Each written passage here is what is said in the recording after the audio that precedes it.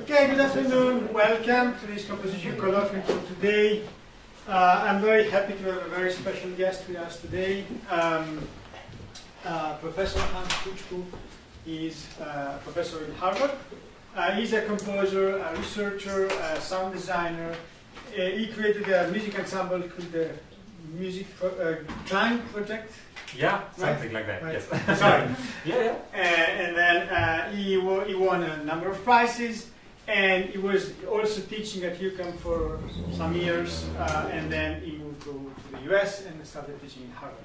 So we are very happy to have you, Hans, today. And as you know, there is a talk at 3 and then a concert tonight at 8 p.m. So I hope you will be able to come tonight.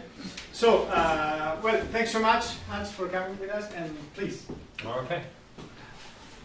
Hello, everybody. Thank you. So, you all have probably heard about the Boston Marathon. That's what we are going to do now. So I will browse through a lot of stuff I've been doing over the past many years, and I will probably not take many questions during the talk, but rather keep them either for discussion afterwards or towards the end. So what I want to talk about is kind of two main practices I've been pursuing since the early 80s. It's this kind of balancing between improvisation and writing music. So I will present something which started out as an improvisation, then made its way into written piano piece, and now the written version of that piece made its way back into the improvisation. So that's actually the piece Virtual Bodies I'm playing tonight. I will talk about that a little bit, and I will also talk about how I compose fixed media, especially how I deal with space in fixed media, but also how I get actually to the gestures I'm composing.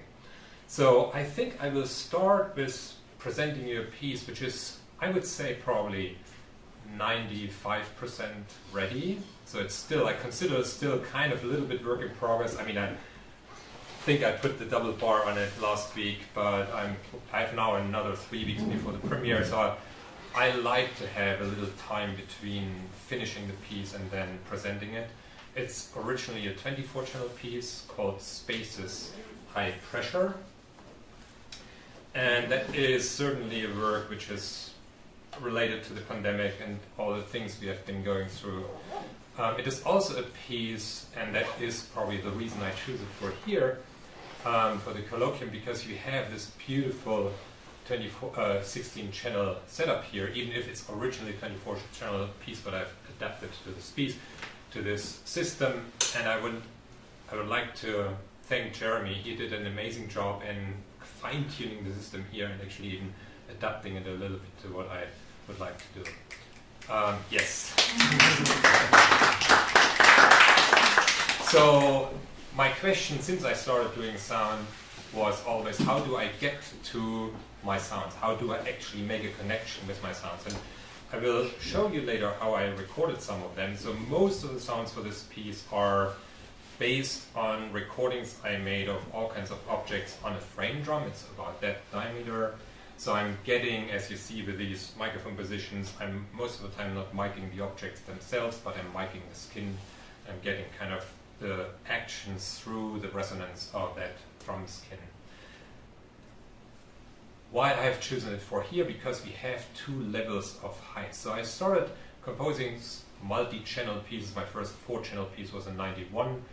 And that leap from stereo to 4-channel was probably the biggest change in my perception of space. And then I would say the second time I got the same kind of feeling or emotion of, oh, there's still something happening, was when I started going from one horizontal ring of speakers around the audience to elevation. And so what you will hear in this piece is that the upper ring, the top speakers, are not just used to make the sound more enveloping or draw particular kind of movements. It's really kind of a structural device to, and I will not tell you what I think, but I hope you will hear that there is something happening in this piece where I can't conceive for now to make a reduction which would not have these two levels. So the upper level really plays kind of a structural role in the piece. So without further description, I would just play this piece. So it's not very long, it's 11 minutes. It's one part of a longer series of pieces called Spaces.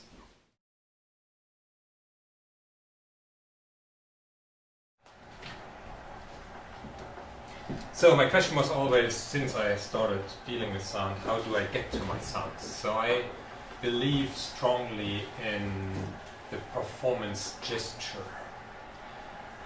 So I come from the piano, that was my first instrument. And when we practice an instrument, I believe... Oh, okay. When we practice an instrument, I like to think you have to practice more. Yeah. The middle button stops it. Yeah. Wrong finger. I don't know how to stop it. Middle button. Stop. Middle button. Okay, good. It didn't work at all. I didn't practice enough. It's about gesture. Yeah. Thank you. So when we practice an instrument, I believe that we develop some kind of a mental model of the music we are performing. That mental model can be either just from the score, from our understanding when we read the score. It could be influenced by some other performer we have heard.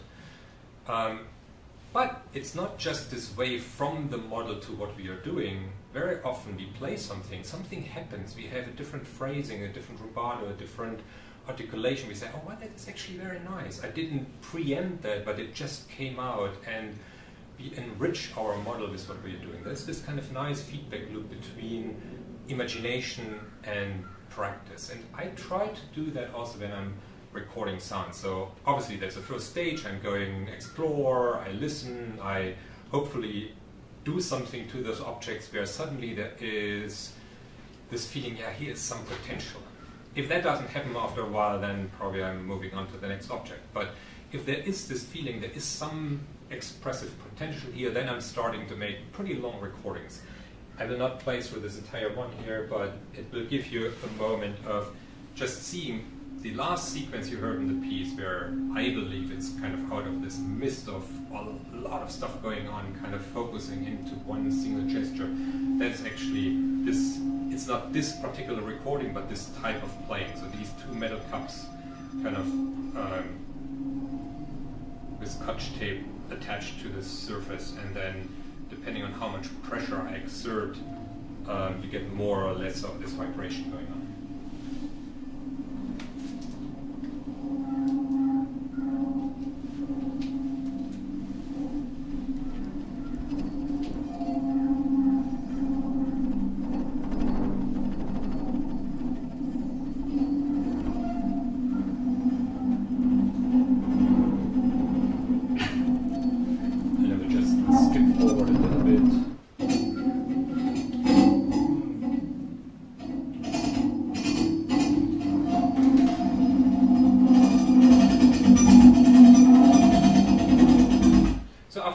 For a while, you start to develop some kind of a motor memory of how your gesture behaves and what kind of sounds you can get out of this.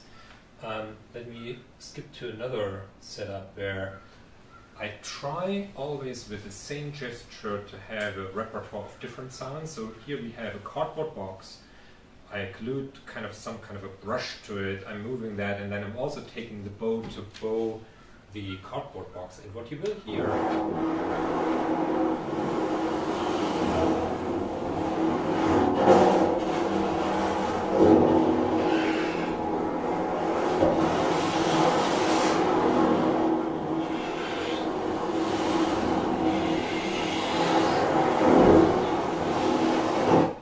obviously you hear very clear spatialization. You can't do that easily later in post-production, so that's the most natural spatialization you can get. But also, if you just think about these different components of the sound, if I would have recorded them individually and I put them on different tracks in my DAW and try to mix them, it is not the same. Because what I'm doing here is, in order to make these bow strokes, unconsciously I slow down the movement of that box. So all these gestures seem somehow to relate to each other. Another model in composition we all have witnessed a lot is theme and variation. That has probably not so much to do with that someone in the 15th century thought that is a neat model, but it has to do with our perception. So we compare constantly all the streams of sensory input to some models we know. And then we compare, is it still the same? Has it varied? Is it something which is really kind of far offspring of it? So what I do a lot for my multi-channel pieces, I'm recording the same gesture over and over again. They will not be used like that in the piece, but I have then a lot of variations of the same material.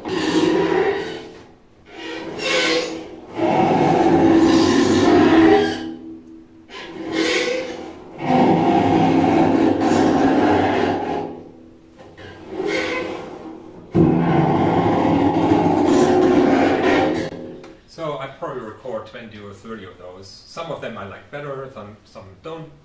So I then can choose the ones I like, but what I'm doing very often, I then place them into different pairs of speakers. So I can make now, by layering 8 of them, I make a new 16-channel space, which is the sum of all these different versions. And it makes kind of an overall gesture, which is much more than what I just could do by one recording and trying some kind of a spatialization of it. Okay. I will take questions at the end. Thank you. So spatialization is certainly something we can imagine, and we can kind of work with binaural, etc., but it does not give the same emotions. So I was very lucky in 2010, where I could spend 3 weeks in the studio of MPAC, where I had for the first time 3 rings positioned like that. So each ring is 8 speakers. And I was experimenting a lot with different spatialization techniques, so comparing different renderers of ambisonics versus vector panning and all of these things. So I developed some kind of ideas I would never have come up with if I would not have this kind of perfect condition to place. Like, if you don't have a nice piano, well, you work around it, but the day you really play on an amazing Steinway, it almost plays on its own. I mean, there's something the instrument gives you back. The instrument is inspiring you, and that was the same here, where I was able to work in this amazing studio. Obviously, everything we do with spatialization is also informed by what we do in performance. So I've been performing electronic music since a long time. This is one installation of our Hydra system at Harvard. So we brought it into a church, which is a very good sounding of Northeastern. It's their concert hall. And I've been starting in the probably early 2000s to experiment with what we call physical models.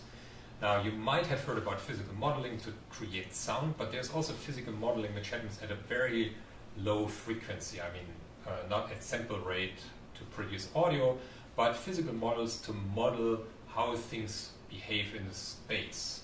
So here we have a model of 8 masses. These are these red dots, and they are connected with springs, and then I can control all kinds of physical qualities of the damping of the string, or the weight of the masses, etc. And what you see on the right side is that I'm driving actually a spatialization algorithm here, in this case for a 24-channel space. Unfortunately, this library, which was the physical modeling for PD first, and then it was ported to Max, that is not available anymore. But we can do stuff now in the physics engine in Max MSP, and I will show that in a minute. Before going there, this has been my workflow for, I would say 20 years now, where I'm working on 2 computers. One is my DAW, that plays then digital into the second computer. There I'm doing all the processing, the spatialization, and then I'm recording the result of that spatialization in real time back into the first computer. Back then it was only 8-channel, now it has expanded a little more. But the idea came actually from an observation I made many years ago. I had a chance to work a lot with Stockhausen, and we did one day Microphonie. This is this piece with this giant tam-tam. And we spent countless hours to figure out all these different exciters you need to use to produce these different sounds. And obviously you're in front of this 2-meter tam-tam. And you learn very quickly that a certain sound you only get if you're in this area of the tom-tom, because that's the particular node which makes that resonate. And also you make a sound and then you have these microphones, you kind of scan across the surface to scan through the different nodes. And so I really thought, that's so interesting. We think so much about spatialization, and very often we take a mono sound and we pan that across the room. And that is so far from what I experienced in real life. So when a sound actually moves through the space, there is something which is more than just the same sound remaining in its spectral entirety and being kind of panned to different positions. And then that was coupled with a second observation I made when I was in New Orleans in 2006 for the ICMC. And I was standing, I've always my little recording device with me, I was standing in the city. They have these giant cargo trains, which are, I don't know, when they cross the city at very low speed, it easily takes probably 5-6 minutes so that the entire train goes through. So I was standing there, or actually I put my little recording device a foot from the train tracks, and then I was just standing behind the gate.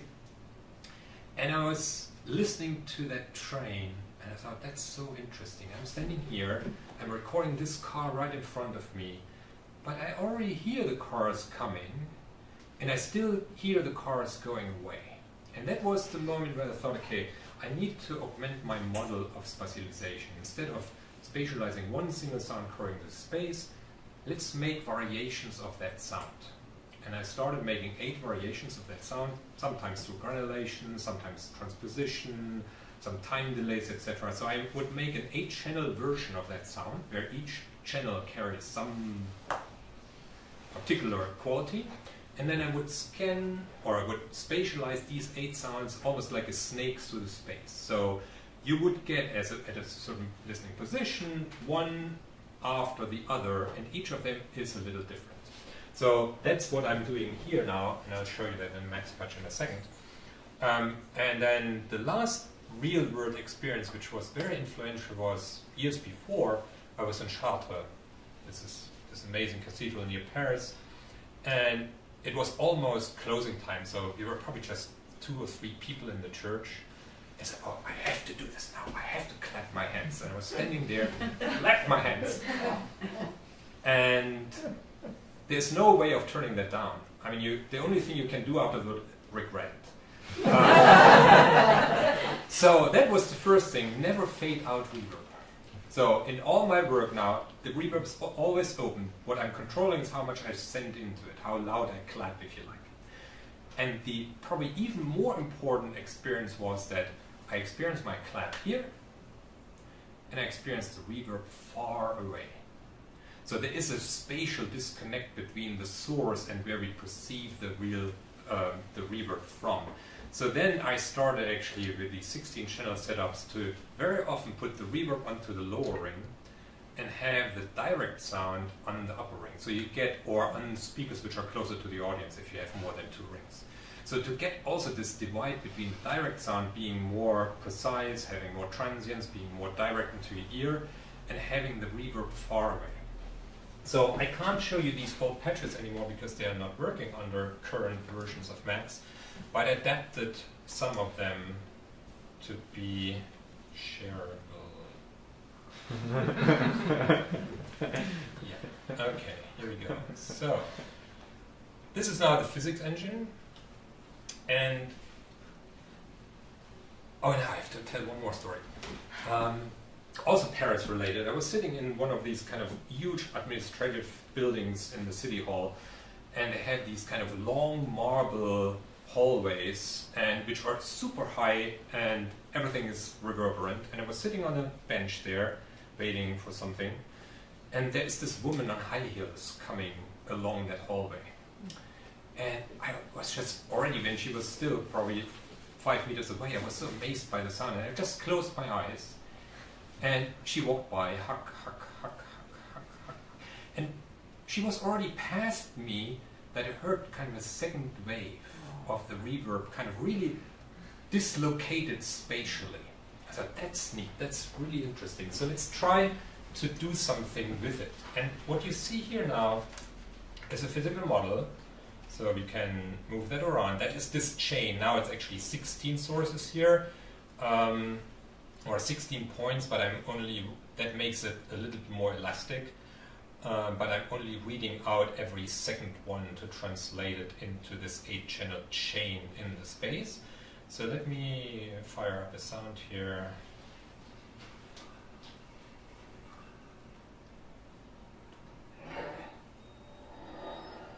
So I can move this around now. Okay, that's not so complicated. But what I was then amazed by is saying, okay, so let's dissociate the location, but also the scaling of my reverb. So now I scale my reverb space, which are the red dots, larger than the direct space. So you get kind of still the same type of movement, but there are the amplitude of the movement of the reverb space is bigger. And I'm also only putting Doppler onto the reverb, not on the direct signal. And Doppler is like salt, you know, you have to take it with precaution. So that was interesting. And then at some point, like a lot of things in this world being discovered by making a mistake, I inverted. So instead of typing a larger number, I type a negative number. Now I get actually my reverb on the opposite side. And let's make the reverb really big. That is actually shorter.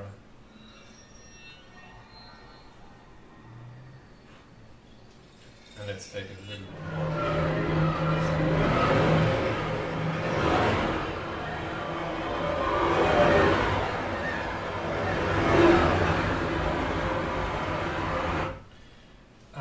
In the spatialization I did for the piece we just heard, I made a slightly more complicated model where I didn't like so much to always touch the first point of my chain. That would always be kind of a too direct impact on the movement. So I made a model where I have actually here, you see kind of a yellow dot, and then that one is connected to the blue and the red one. So I would actually move the yellow one, if I can grab it, and then I attach to each of them another 8-channel chain. So now they move actually together. I can grab the yellow one, come on, and oh, it's here attached, okay. And then can move that entire physics world around. And that very often made smoother movements because there are still springs between my attachment point and then the other chain. So that is one of the models you heard a lot in this piece, I mean, the application of it. And I also used a lot bird flogging algorithms. There's a beautiful implementation. I mean, many of you might know Daniele Gysi. He has been around here for a while. He has developed a library among the very well-known Bach and Cage libraries. He also developed a third one, which is called Dada. So it's kind of a database-driven approach, but also he implemented a bird flocking algorithm in there. So I'm using the birds here in order to, again, drive my spatialization on the right side. And I'm using a lot convolution reverb, not only to convolve against known spaces, but very often also to convolve with other sound files. So you can just put any kind of sound file in there, and then you get kind of another kind of after processing of your original sounds. And then here I have kind of an independent control between my dry signal and my reverb signal. Normally I put those on some kind of a MIDI fader. And in this model I'm also, I'm not reading out those points as a 3-dimensional space, but I read them out as a 2-dimensional space. And then I have additional faders here. This lower portion shows you kind of the elevation of my model, where I can then, with 2 MIDI faders, control the elevation of the dry signal and the elevation of the wet signal. So I have more control over where the different aspects of my sound come from.